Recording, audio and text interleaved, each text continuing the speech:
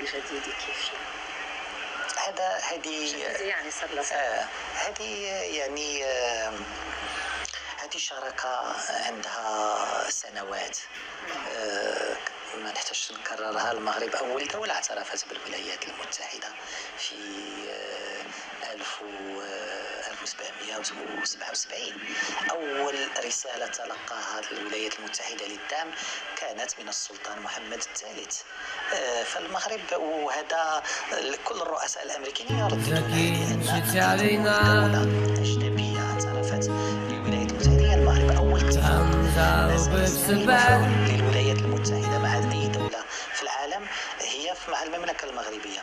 أول اش كتسميوها مكتب دبلوماسي أمريكي في العالم هو في طنجة في المملكة المغربية.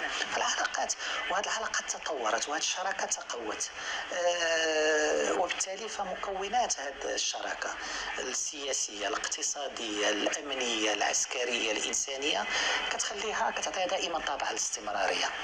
العلاقات يعني جيدة على كل الأصعدة. في الجانب الاقتصادي اتفاق التبادل الحر اللي المغرب من الدول القلائل اللي عندها مستمر بشكل كبير. قضية الصحراء الولايات المتحدة جددت دعمها لمقترح الحكم الذاتي المغربي في إطار السيادة المغربية والوحدة الترابية للمملكة المغربية. هذه كلها إشارات إيجابية اللي كتمشي في اتجاه تعميق هذه العلاقات. باش نكونوا واضحين، المغرب لم يهدد أحد في سيادته الترابية ووحدته الوطنية. المغرب لا يحتضن جماعات انفصالية مسلحة تهدد أي دولة عربية أخرى. المغرب لا يسلح أي ميليشيا لتهاجم أي دولة. المغرب يعاني من هذا. المغرب، أنا قلت جلالة الملك يقول دائما السياسة الخارجية يجب أن تنبني على الطموح والوضوح. الوضوح عنصر أساسي. المغرب كثير من الدول يمكن تشتغل تحت الطاولة. جلالة الملك والسياسة الخارجية المغربية ما كتمشيش في هذا الاتجاه.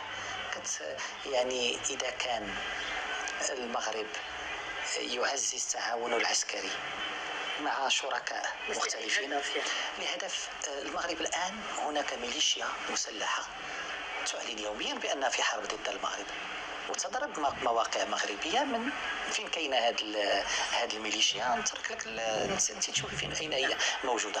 المغرب ابدا لم يهاجم تراب اي دوله عربيه. المغرب من حقه يدافع على هذا التعاون متوازن دفاعي. لان من حق المغرب كما عنده مع فرنسا ومع الولايات المتحده ومع دول عربيه شقيقه. معمر المغرب البلد دائما مسالم. من حقه يحافظ على وحدته الترابية. من حقه يواجه ميليشيات. من هي الدولة العربية اللي تقبل بأن ميليشيات تأتي وتهاجم أرضها وتبقى تتفرج وتقول لا لن ندافع على ذلك؟ ولكن المغرب دائما، وشوف خطابات جلالة الملك إزاء الدولة الجارة كان واضح بأن اليد الممدودة. جلالة الملك قال بالحرف لن يمس الجزائر أبدا أي شر أو سوء يأتي من المغرب. هذا على أعلى مستوى. هذه كلمة جلالة الملك، ويعني هذه هي التعليمات اللي معطية لكل المغاربة. بالتالي فهذه فقط يعني ذرائع. كيف علاقتكم مع فرنسا؟ حكيت عن التعاون مع فرنسا وغيرها. كيف علاقتكم اليوم، وخاصة قصة المهاجرين غير الشرعيين؟ لا يعني مسألة التأشيرات اللي كنتي اللي هذه مسألة يعني كان فيها تعليق من المغاربة نفسهم. يعني لما تفرض بأن 40% من الملفات ترفض بشكل أربيترير، أولا كان يعني هذا حق وحرية فرنسا وسيادية أنها تأخذ مثل القرار. الرد كان من المغاربة نفسهم.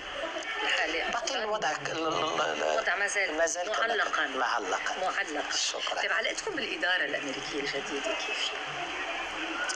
هذه يعني صار لها هذه يعني هذه شراكة عندها سنوات. ما نحتاج نكررها. المغرب أول دولة اعترفت بالولايات المتحدة في 1900 1777. أول رسالة تلقاها الولايات المتحدة للدعم كانت من السلطان محمد الثالث. فالمغرب، وهذا كل الرؤساء الأمريكيين يرددون هذه، أن الأول دولة أجنبية اعترفت بالولايات المتحدة هي المغرب. أول اتفاق ما زال ساري المفعول للولايات المتحدة مع أي دولة في العالم هي مع المملكة المغربية. أول اش كتسميوها مكتب دبلوماسي أمريكي في العالم هو في طنجة في المملكة المغربية. فالعلاقات، وهذه العلاقات تطورت وهذه الشراكة تقوت، وبالتالي فمكونات هذه الشراكة السياسية الاقتصادية الأمنية العسكرية الإنسانية كتعطيها دائما طابع الاستمرارية. العلاقات يعني جيدة على كل الأصعدة. في الجانب الاقتصادي اتفاق التبادل الحر اللي المغرب من الدول القلائل اللي عندها مستمر بشكل كبير. قضية الصحراء الولايات المتحدة جددت دعمها لمقترح الحكم الذاتي المغربي في إطار السيادة المغربية والوحدة الترابية للمملكة المغربية. هذه كلها إشارات إيجابية اللي كتمشي في اتجاه تعميق هذه العلاقات. معاليك في أزمة ضخمة وفي حرب ضخمة بالعالم هي الحرب الأوكرانية الروسية، ما هو الموقف الحقيقي للمملكة؟ هو مبني على ثلاثة الاعتبارات. مبني أولا على مبادئ بأن المغرب دائما مع الوحدة الترابية للدول. بحال المغرب ماذا يعني الوحدة الترابية؟ بحال المغرب كيدافع على أن لا يجب اجتياح دولة ما كيقبلش بأن دول أخرى، وأن المغرب أحد العناصر المهيكلة لسياسته الخارجية هي دفاع عن وحدته الترابية وسيادته الوطنية. ثانيا المغرب مع حسن الجوار وعدم استعمال العنف والحلول العسكرية للخلافات بين الدول، وكلها كنلقاوها في الأزمة الروسية الأوكرانية. هذا على مستوى المبادئ.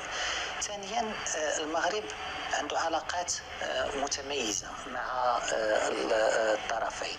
المغرب عنده علاقات متميزة مع كل، يعني مع روسيا شو هي علاقاتنا مع روسيا هي علاقة شراكة استراتيجية وقعت في 2016 بين جلالة الملك والرئيس بوتين.